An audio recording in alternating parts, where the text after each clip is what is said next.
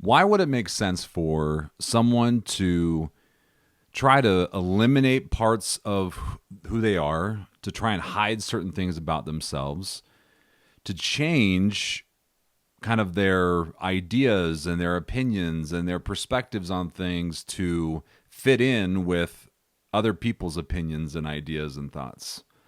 Why would people be so willing to go so far in changing the way that they even look or what they do and what they spend their time on and all of that for the sake of other people's approval, or even to just avoid other people's negative reactions toward them? Why would we go to such great lengths to do that?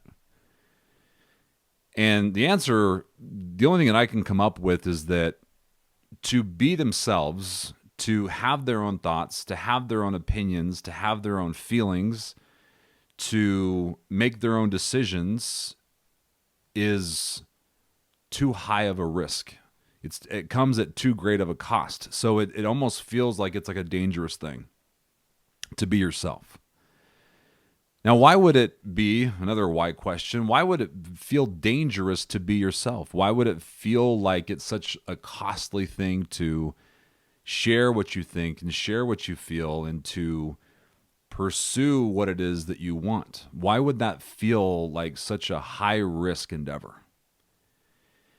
And just from what I've learned and what I've seen from other people, and even in my own life, why we would do that, why we would feel it's so dangerous is because, man, we have such a huge attachment to, investment in, a dependency on other people and these relationships. Like it's so mission critical, if you will, for us to maintain relationships that we'd be so willing to sacrifice kind of our own authenticity in the name of just maintaining relationships. In this video, I want to talk about more about why we care about what people think, and just some ideas about this, kind of to help you understand yourself a little bit better.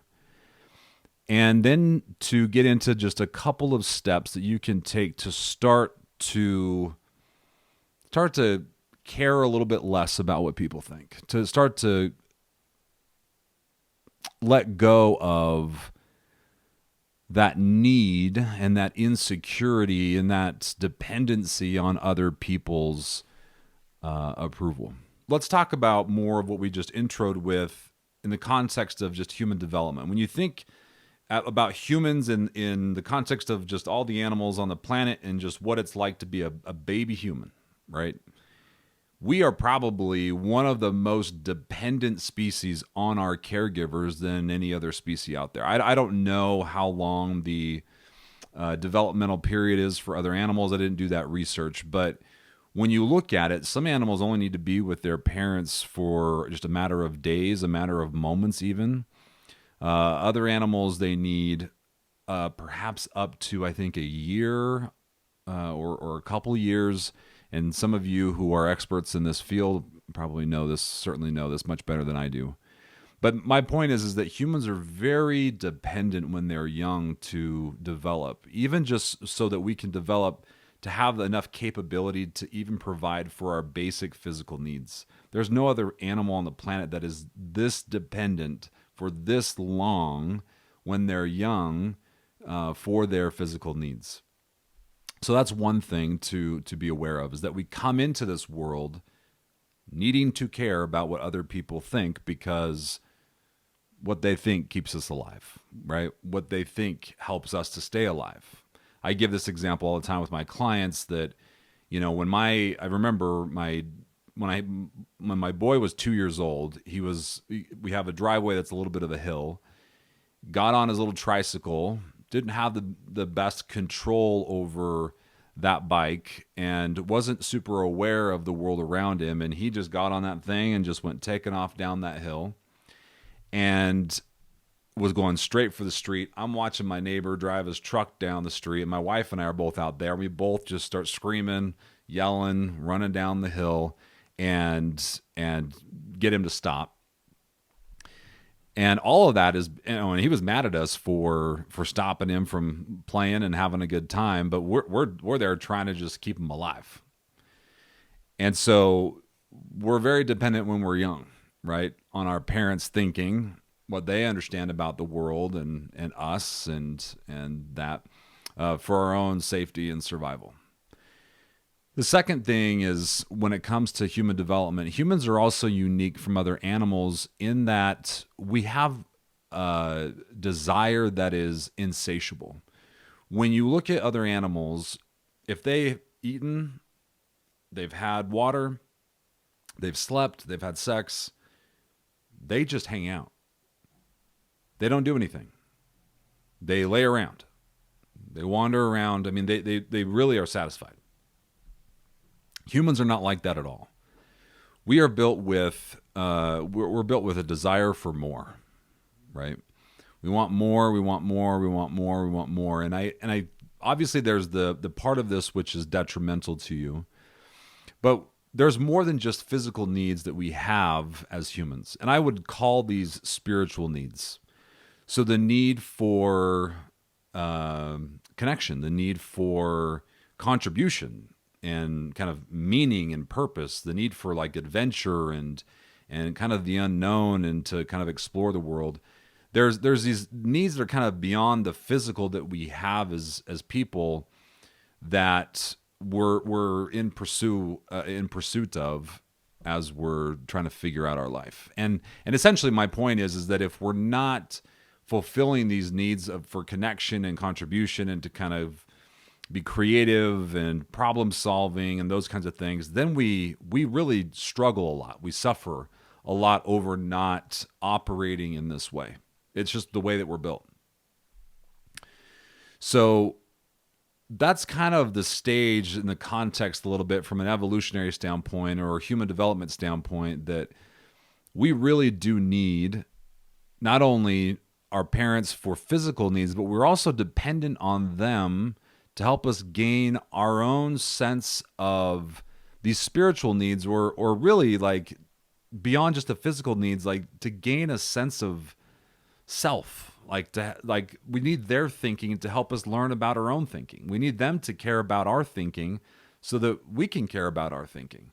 They kind of are, we're just a sponge when we're young, and we learn from them. Like, does what we think, does what we feel, does what we want have value? And so we're very dependent on their thinking when we're young and when we're growing. Now, obviously, I'm a parent. I don't have parenting all figured out, even being in this space of mental health and relationships and whatnot. My parents didn't have it all figured out. I had great parents. I didn't grow up in a really traumatic, hard situation, but my parents were definitely human, and their parents were definitely human. And so whether you went through trauma growing up, or you went through a decent childhood and there wasn't a whole lot of drama, there was just kind of normal stuff, average stuff, nothing too traumatic. Most of us didn't grow up in an environment where that cultivation of our own identity was really a priority. I mean, you think about the way that school is set up, and you think about the way that families and cultures are set up, you think about the way that churches are set up. So much of it for kids, a lot of it, not saying it is all this way, but a lot of it for kids is, obedience and just do what I tell you to do, which there's merit to that 100%. Like, I just needed my kid to obey, do not go on the street. Like, just straight up, I don't, like, whatever you think, whatever you want, it doesn't matter. You need to obey me because I just need to keep you alive. Now, obviously, there's a time and a place for me to help my kids understand what will happen, right? Help them think through, okay, well, why is it that you probably don't want to go into the street? Or why is it that you do want to walk, or you do want to look, when you're crossing the street or going to go play in the street? And they help them kind of develop their own way of thinking, because that thinking is very much based on what they want and what's important to them. And so not only, obviously, is what I want, their safety important, but they're going to learn like, oh, well, I want to be safe as well. Like, I want to not get hit by a car. And so, yeah, like it makes sense. Like my dad, what he's thinking and what he's trying to get me to do, it makes sense. And over time, you can help your kids develop their own mind and their own way of thinking, not just to think the way that you want them to think. And that's really what humans need. That's what we're very dependent on. But most of us, we care so much and are attached so much to what other people think because we've never really learned to care about what we think. And so that's something that has created a very dependent, a very attached culture today. And when you get online, if you're in self-help at all, you're talking about relationships at all, you're going to learn a lot about things like attachment styles. You're going to learn about anxious attachment. You're going to learn about avoidant attachment. And all of that, all of those behaviors and how we engage in relationships is so much kind of rooted in the things that we've been talking about today. So here's the consequence of caring so much about what other people think and not really having your own sense of self there, your own sense of self developed, is that you walk around and you experience the world, your relationships, and even just your own endeavors from a very insecure place, And all of your attention and energy is going to, hey, like the outside world is what creates my sense of safety and security. And so I need to do whatever I can to either change the outside world or to avoid it. And that's kind of how we engage and go about the world. And in a different video, I'm going to talk about how that way of kind of experiencing life from an outside in standpoint, like how that just rules over what you do on a day-to-day basis. But I just want to point out that it is wonderful to be invested in the world around you. It's wonderful to be invested in the lives of people that you care about. But I will tell you that when you spend your time trying to make your wife happy, when you spend your time trying to make sure your kids never have any problems in their life, and you're always about everybody else's business, trying to fix everything and make everything, all the bad stuff, all the problems go away, and you're doing all of that from this place of fear and insecurity and it's from this place of just I can't ever kind of make enough money for my family, and it's from this place of insecurity. It's exhausting you, and you know this. It's absolutely stressful. It is a miserable, miserable, miserable way to live, and it's all because we are still dependent on the outside world. We're looking to the outside world to give us our sense of peace and security and stability. And so here's kind of the punchline and the answer to this problem. You need to now shift this balance, this imbalance that's in your life. You're looking everywhere outside of you to bring that peace and security inside of you, right? And I have debated and wrestled with this and struggled with this for years and years and years before I really experienced it myself, and before I saw this change and I guess other people really experience this for themselves, and that is to go from seeking security outside of you to seeking security within you.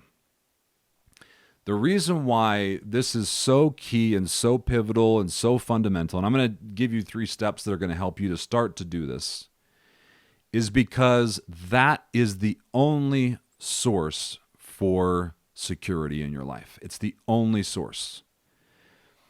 It's just the way that we're built. I don't know why it's this way, but it is the way that we are built. And so here's the thing is I know that a lot of you that are very attached and very much wondering and worrying about relationships and why they're not happening the way that they need to happen. This is scary for you to hear that your source of security is going to be found within yourself. It's frightening for some people.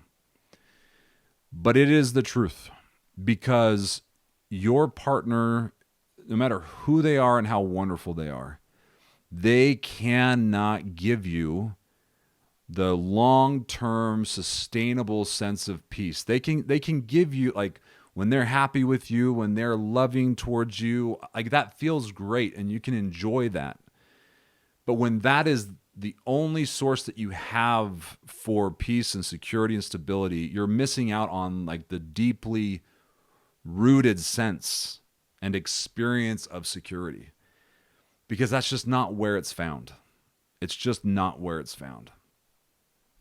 So where is it found? You say inside of you, like, what does that mean? Is this just like I need to do some mental jujitsu to convince myself that I'm happy and that I'm at peace and that life is good and I don't need people and all that stuff? And the answer to that is no.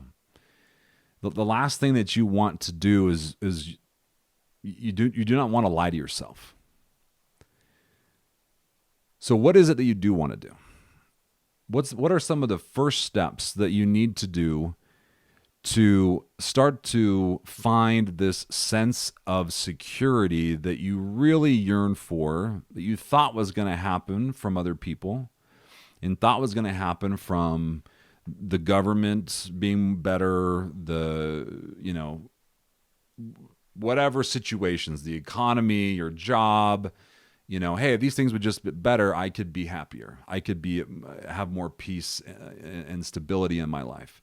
Now, again, I'm not trying to minimize the importance of stable finances and a better economy. Like, all that stuff is, I want it too. But waiting for that to happen in order to feel this sense of security, a sense of, and it's beyond calm.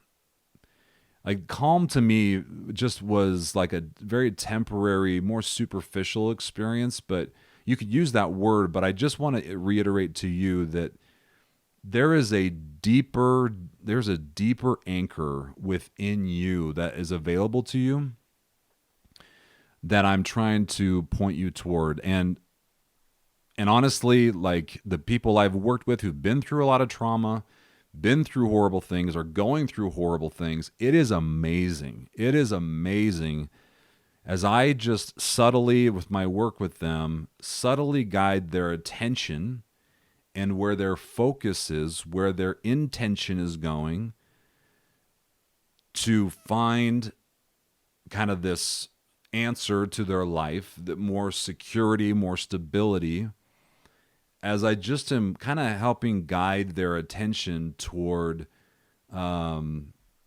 this internal sense of self and their internal, for lack of a better word, their own power, and kind of help them tap into their own power. And that's probably an overused cliche term in the personal development world, but it's true. It's amazing to see people just like their energy, their emotion, their frame of mind, just to see that pivot as they orient themselves from externally directed to internally directed, from being controlled by the world around them to being controlled by themselves. And so let me kind of give you some ideas to wrap up this video about what you can do to care less about what people think, which is not really the answer, and to really care more about what you think.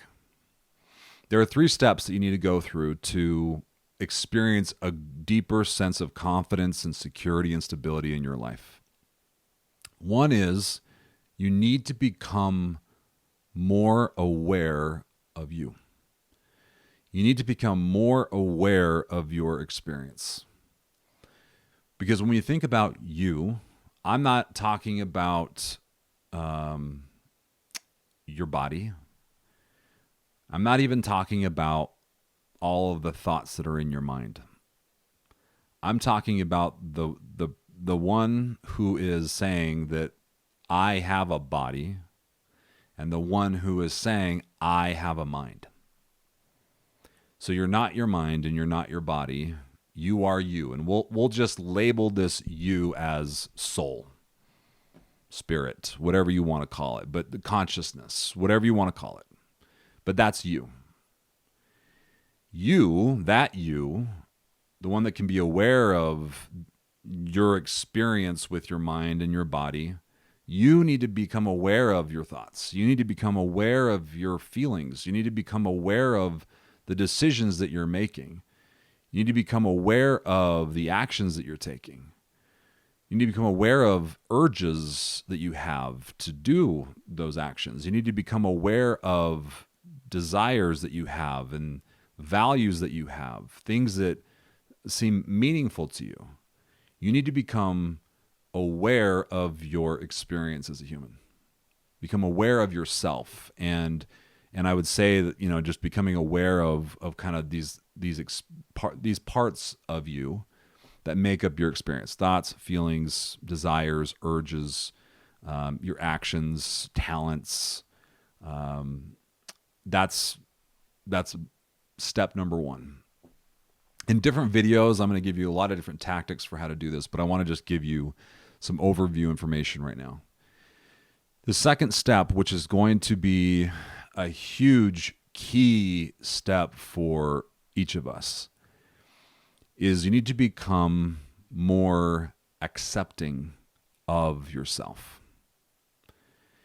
And when I say accepting of yourself, you need to, when you look at kind of this list of all these elements that make up your experience: thoughts, feelings, emotions, behaviors, decisions, urges, all of what kind of makes up your experience.